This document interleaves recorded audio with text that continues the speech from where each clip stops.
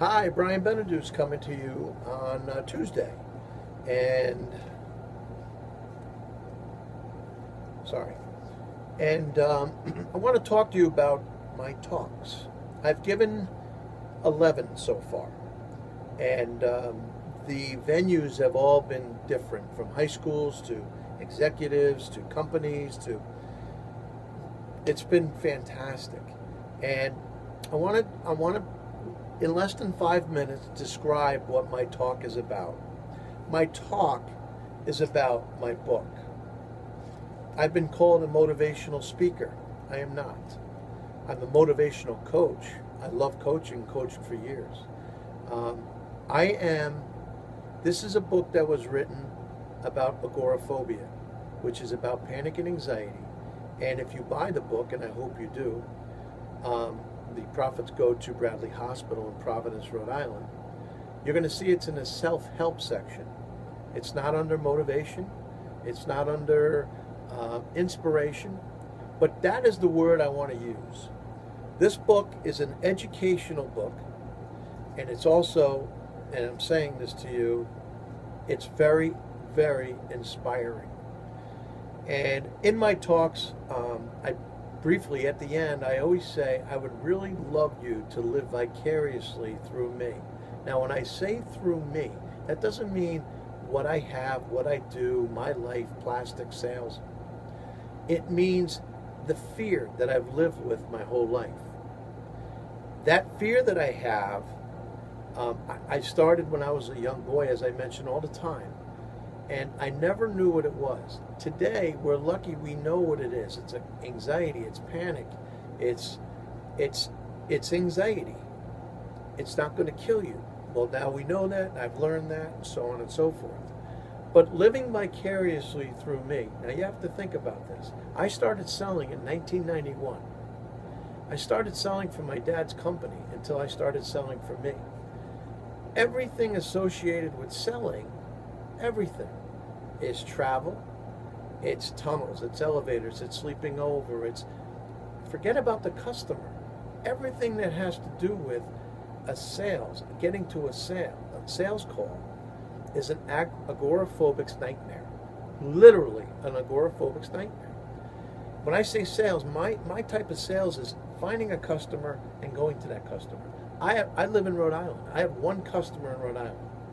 Everybody else, and we have hundreds, are in metropolitan New York, are in Jersey, are in Maryland, are in Delaware, are in Washington. And I remember lying in bed, trying to feel comfortable in a hotel on the 5th floor. And I always used to say, let's say I was in New Jersey, there's no way out. I cannot go anywhere. Because the first thing I have to do if I have a panic attack is I got to go down the stairs. And then when I went down the stairs, I would keep, if I was on the 5th floor, I would keep the door open with a sneaker. This is 2 o'clock in the morning.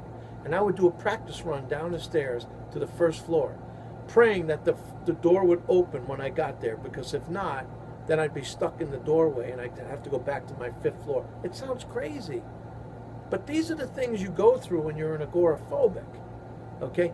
Then I'm saying, you know what? I could just go home. No, I can't. It's 2 o'clock in the morning. I can't even get out the hotel room because I think I'm going crazy. Think about being in New Jersey at exit 9 in New Brunswick.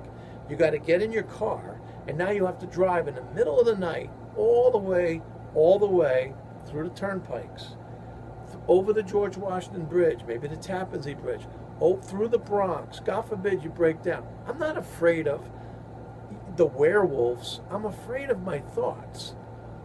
And so when I say live vicariously through me, I want you to realize, and I know people have been through a lot, but these are for people that live with fear.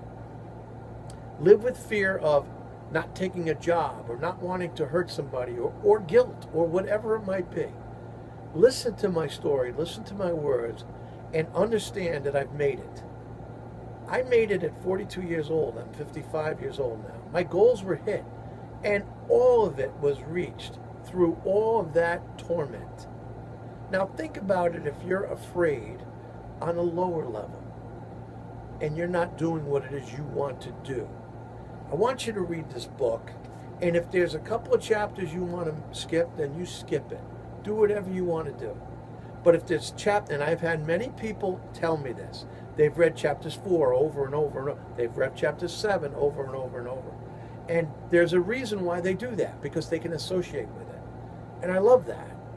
Brian, I know what you mean by, I get that all the time. So just when I say live vicariously through me in my talks, I want you to live vicariously through my will and the fact that I dealt with my fear. My goal was reached. Monetarily and freedom, my goal was reached going through this, not knowing what it was. Can you imagine knowing that it's only fear that's stopping you from reaching your goals?